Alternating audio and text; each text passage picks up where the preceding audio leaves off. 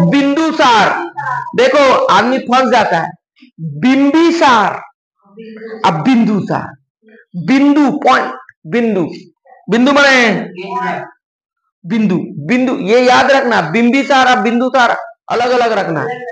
हर्यक वंश का है बिंबिसार, अब बिंदुसार मौर्य वंश का चंद्रगुप्त मौर्य का बेटा है, ठीक है। दूरधरा कौन थी?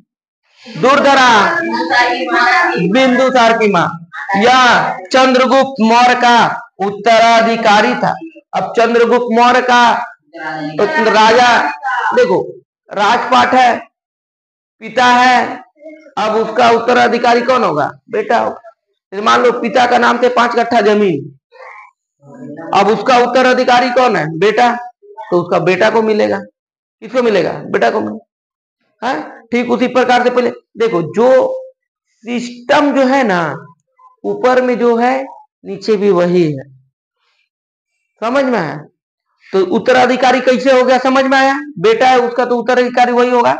इसके दरबार में सीरिया, सीरिया एक देश है बाबू, सीरिया देखो यहाँ पे एक देश है सीरिया, ठीक तुर्की के नीचे है सीरिया, सीरिया के नीचे इराक, फिर ईरान, फिर अफगानिस्तान, पाकिस्तान, फिर भारत, यही सब तो लूटते हुए वो आया। इधर इजिप्ट को भी लूट लिया था। कौन कौन जी लूट लिया था? सिकंदर। देखो अब सीरिया के नरेश, सीरिया के नरेश माने सीरिया का एक राजा होगा नरेश।